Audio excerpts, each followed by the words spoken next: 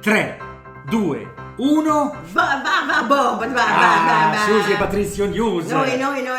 In collegamento. Dove sei oggi? Io sono a Nazca, poi ti spiego perché. A Nazca. Oh, io invece sono in paradiso, Gran Paradiso. Allora. Sì, perché la prima notizia è questa. Parco Nazionale del Gran Paradiso. Nei diversi centri di divulgazione scientifica del parco, durante l'estate si terranno dei laboratori, delle serate, dei momenti di divulgazione scientifica con esperti e ricercatori, ma ci sono anche degli appuntamenti precisi. Per esempio, il 15 luglio Yoga Mountain Days, il 22 e 23 luglio la festa della montagna a Locana e il 30 luglio una gara di skyrunning. Skyrunning penso che sia uno che corre molto in alto, cioè oltre i 2000 metri, insomma. Ho capito. Dove si fa anche più fatica. Strani sport. Comunque il Gran Paradiso è meraviglioso. Aspetta che c'è un'altra notizia, Sì? Io andrei a vedere questa sicuro.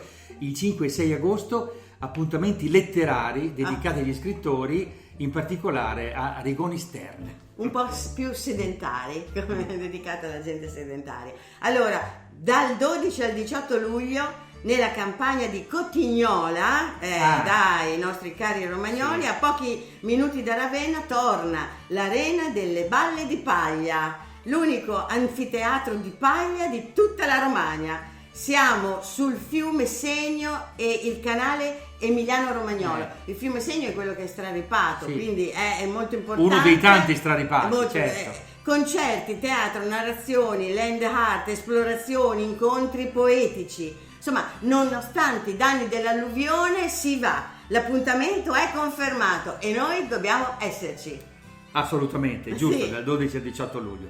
Vado avanti, invece dal 28 giugno al 2 luglio a San Marcello Piteglio, provincia di Pistoia, c'è la 10ª edizione dell'Adventure Outdoor Fest. In poche parole, è un festival dedicato alle attività all'aperto, al benessere, alla connessione con la natura e ci saranno escursioni, yoga, musica, incontri, concerti, proiezioni cinematografiche. 2 hours later. Incontri con alpinisti, reporter, viaggiatori di montagna. Oddio, ho già il respiro corto. Esibizioni di tessuto aereo, di capoeira e di slackline. Allora, la capoeira lo conosco, il tessuto aereo posso immaginare cos'è un tessuto.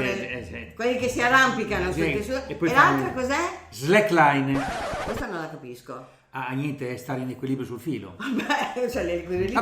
Vabbè, ormai è così, non lo so. Voglio qualcuno della Crusca. che mi aiuti a eliminare tutti questi inglesismi. A Civita Campo. Questo è difficile. È difficile. È italiano ma è difficile. Sì. A Civita Campo Marano.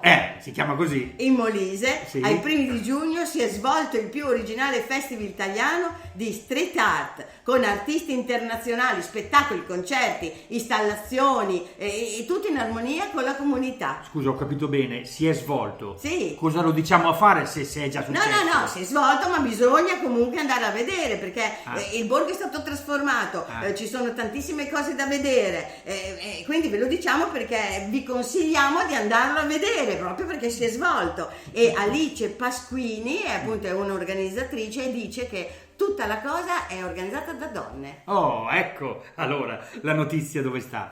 Va bene, a proposito di notizie, abbiamo affrontato in altre edizioni il tema che non si trovano più i camerieri, si trovano più i lavoratori nello spettacolo, nel turismo, alberghi, eccetera. Allora, bisogna pagarli di più, secondo me, comunque va bene.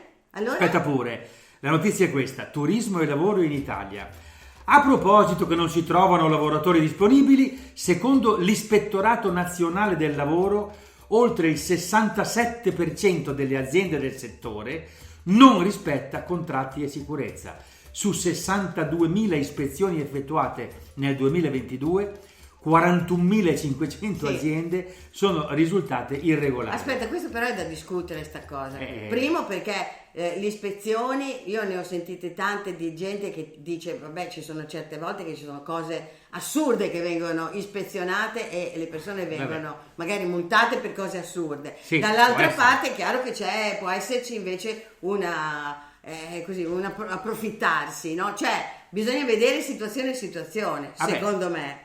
Apriamo il dibattito, però Apriamo il dibattito. I dati dicono che il settore più colpito è quello dei servizi di alloggio e ristorazione, con il 76,61% di irregolarità in tutte le regioni. Quindi qualche stupidaggine magari c'era, ma qualche roba seria anche.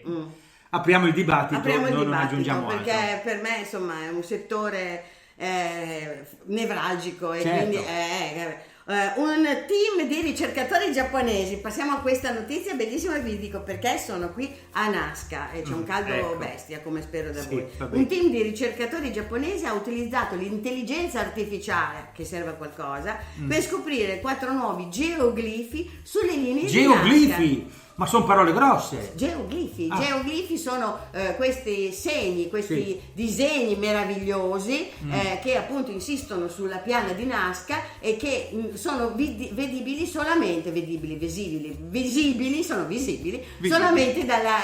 dall'alto. E quindi è un mistero come siano stati fatti, perché poi sono talmente grandi che per terra ti puoi anche sbagliare, invece sono perfetti. Però insomma questi nuovi geoglifi che si estendono per 30 km quadrati, quindi evidentemente sono enormi, e poi è molto interessante perché c'è una persona, cioè il disegno di una persona, sono curiosissima di sapere cos'è, un pesce, un simbolo simile a un uccello e un paio di zampe. Cioè, è strano, no? Vabbè, ma Saranno dell'uccello, uno dice. no, un paio di zampe magari, insomma, no. sono da vedere.